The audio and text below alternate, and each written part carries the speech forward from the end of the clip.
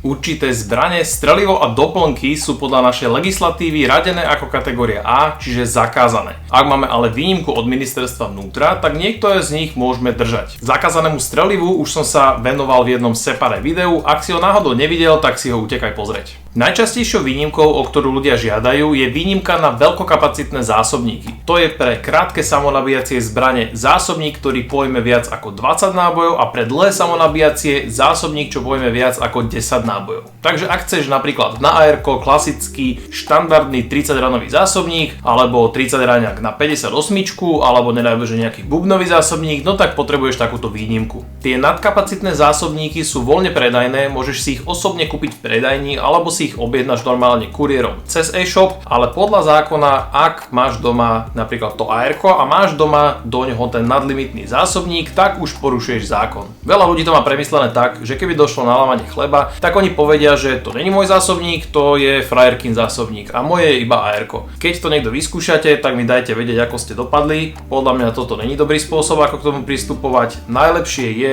dodržiavať zákon a keď máme možnosť zažiadať o túto výnimku, tak to využíme. Výroba môjho obsahu stojí veľmi veľa času a niekedy aj peňazí. Ak sa ti môj obsah páči a chceš, aby som robil ďalšie videá, tak ma podpor na Patreone. Nájdeš tam dve úrovne, jedna je základná, tá druhá je prémiová. Okrem toho, že ma tým podporíš, každá z úrovní má aj pridanú hodnotu pre teba, hlavne tá prémiová. Link nájdeš dole v popise videa, tak si to bež pozrieť. Je tu aj platforma Buy Me a Coffee, kde ma vieš podporiť jednorazovo. Link na ňu nájdeš taktiež dole v popise videa. Ďakujem, že môj obsah pozeráš a dúfam, že sa ti páči. Teraz ale poďme naspäť k tomu videu. Na Slovensku si vieš o takúto výnimku relatívne jednoducho požiadať a udeľuje sa v podstate rutinne. Pre veľa ľudí je to stále veľký strašiak, ale verím, že práve tieto moje videá to zmenia, lebo naozaj nie je sa čoho báť. Zaklikni si odber tohto kanála, aby ti takéto videá v budúcnosti neušli a poďme si povedať, ako to je, keď takúto výnimku chceš.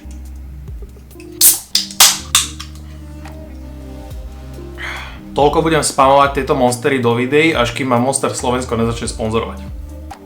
Tak, ako prvé si musíš stiahnuť žiadosť o udelenie výnimky na zbraň kategórie A zo stránky ministerstva vnútra a link na túto žiadosť hodím dole do popisu videa. Žiadosť vyplňaš normálne štandardne podľa predtlače, veľmi podobne ako je to na nákupnom povolení, s tým, že prvý bod sú normálne tvoje údaje, meno, priezvisko, bydlisko, miesto uloženia zbrane, rodné číslo a tak ďalej. V bode 2 dáš druh zbrane, takže krátka samonabíjacia, dlhá samonabíjacia a tak podobne. V prílohe číslo 6 k zákonu o zbraniach a strelive nájdeš všetky tie druhy vypísané. Potom tam vyplňaš kategória podľa paragrafu 4. To znamená, že to je to písmenko, podľa ktorého je zakázaná tá zbraň alebo ten doplnok, na ktorý ty žiadaš túto výnimku. Takže ak ide o krátku samonabíjaciu zbraň, tak tam len napíšeš odkaz na paragraf 4, odsek 2, písmeno M. Ďalšie je značka, výrobné číslo a kaliber. Keď ty už tú zbraň máš nadobudnutú, no tak tam proste napíšeš tie údaje z preukazu zbrane, ktoré si pýtajú v tom tlačive. Je tam potom kolónka nadlimitné zásobovacie zariadenie a na výber môžeš zaškrtnúť žiadam alebo nežiadam. Keďže pointa tejto výnimky je práve ten nadlimitný zásobník, tak samozrejme zaškrtni žiadam. Tretí a štvrtý bod preskakujeme a piatý bod je spôsob nadobudnutia a tam napíšeš kúpou. Šiestý bod je odôvodnenie žiadosti a tam ti neostáva napísať nič iné, iba zákonný dôvod, na čo tieto zásobníky môžeš mať, a to sú športové účely. Ďalší 7. bod je zabezpečenie zbrane. Tie spôsoby zabezpečenia sa u každého líšia. V mojom prípade tam teda napíšem trezorová skriňa a bezpečnostný systém. Môžeš mať rôzne úrovne, niekto má iba malú bezpečnostnú schránku, napríklad na Glocka, a malú bezpečnostnú schránku na strelivo, tak ten tam napíše, že bezpečnostné schránky. Vo všeobecnosti ale platí, že keď žiadaš o nejakú výnimku na čokoľvek áčkové, tak ja odporúčam zainvestovať do toho zabezpečenia a mať minimálne nejakú teda veľkú skriňu, ktorá má priestor pre zbrane a druhý priestor pre strelivo. Kamery a bezpečnostný systém samozrejme sú tiež veľké plus, ale nemyslím si, že to potrebuješ iba k tým zásobníkom. Na konci ešte napíšeš miesto, dátum a tvoj podpis a vlastne tlačivo máme hotové. Sponzorom tohto videa je Night Gear Solutions. Je to slovenská firma, ktorá predáva prístroje nočného videnia do Európy pre civilný trh aj pre ozbrojené zložky. Majú široký výber od entry-level monokulárov až po Gucci binokuláry. Nočáky skladajú priamo in-house, takže si vieš presne nakonfigurovať všetky parametre, napríklad či chceš zelený alebo biely fosfor. S výberom ti ochotne poradia a dokonca si vieš niektoré ich prístroje vyskúšať predtým, než si nejaký kúpiš. Ku každému nočáku dostaneš samozrejme záruku, ale aj datasheet. Ten pri ostatných firmách alebo pri bazarovom predaji vôbec nie je samozrejmosť. Link na ich web nájdeš dole v popise videa. K žiadosti samotnej treba ešte doplniť aj správny poplatok vo výške 30 €. Ja ti odporúčam zaplatiť si to cez aplikáciu e-Kolok, vytlačiť si ten QR kód, ktorý ti príde na mail a tento papier doložiť k tej žiadosti, ktorú budeš posielať na prezidium. K žiadosti ti treba ešte aj potvrdenie od športového klubu, ktoré nájdeš taktiež na stránke Ministerstva vnútra. Toto tlačivo je vlastne potvrdenie od toho športového klubu, že si sa posledných 12 mesiacov pripravoval na nejakú športovú súťaž a že tá zbraň, na ktorú žiadaš tú výnimku, je taká zbraň, ktorá sa používa v nejakej súťažnej disciplíne. Ak by ťa to zaujímalo, tak v živote žiadny orgán nekontroluje pravdivosť tohto potvrdenia, nikto nechodí za športovými klubmi a nepýta sa ich, že kde a ako ten človek trénoval, alebo že či vôbec ten klub existuje 12 mesiacov. Je to také zvláštne riešenie zo strany ministerstva, ale takto to vymysleli. Tu si treba zistiť, že či zrovna ten tvoj športový klub takéto potvrdenie vydáva, lebo nie je to automatika a nie všetky kluby to robia. Ja som mal doteraz dobré skúsenosti,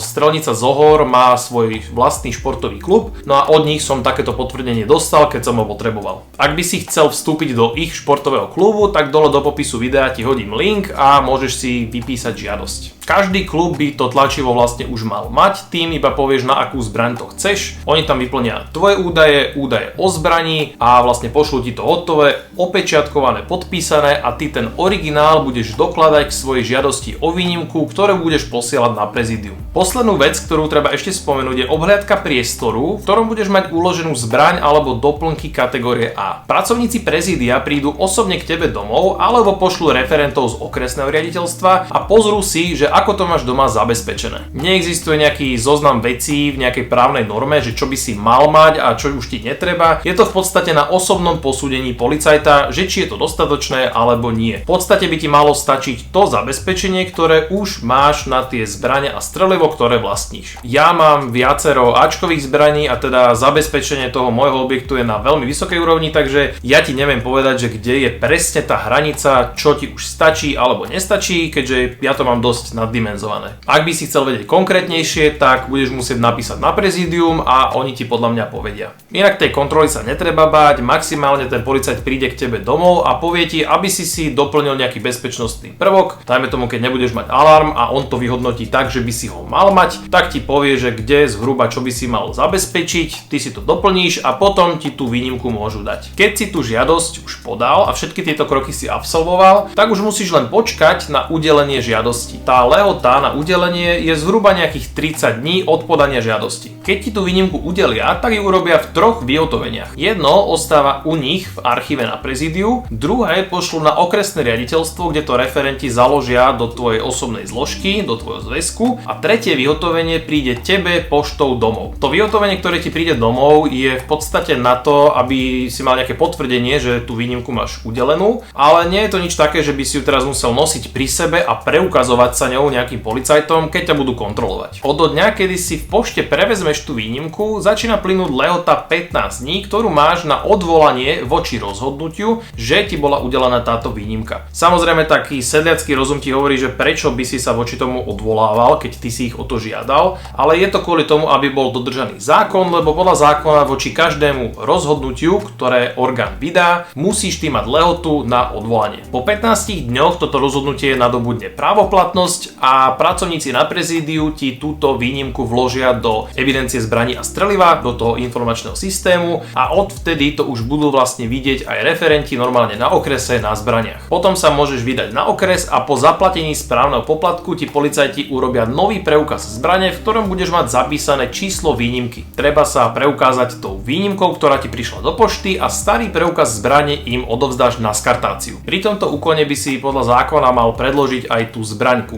kontrole, na opätovnú evidenciu v podstate, ale nie všade to vyžadujú. To je taká slovenská klasika. Inak niekedy trvá viac ako 15 dní, aby to na tom prezídiu dali do systému, takže ja ti odporúčam počkať 20 alebo viac dní. Vždy to záleží od toho, že koľko roboty aktuálne na prezídiu majú. Aby sa ti náhodou nestalo, že prídeš na okres zbytočne, lebo v tom informačnom systéme to ešte nebude, otočia ťa a nový preukaz zbrane si neodnesieš. Keď máš toto celé hotové, tak môžeš s tou flintou a s novým preukazom zbrane utekať na strelnicu a legálne strieľať aj s tými nadlimitnými zásobníkmi. Dúfam, že video ti pomohlo a vidíme sa čoskoro.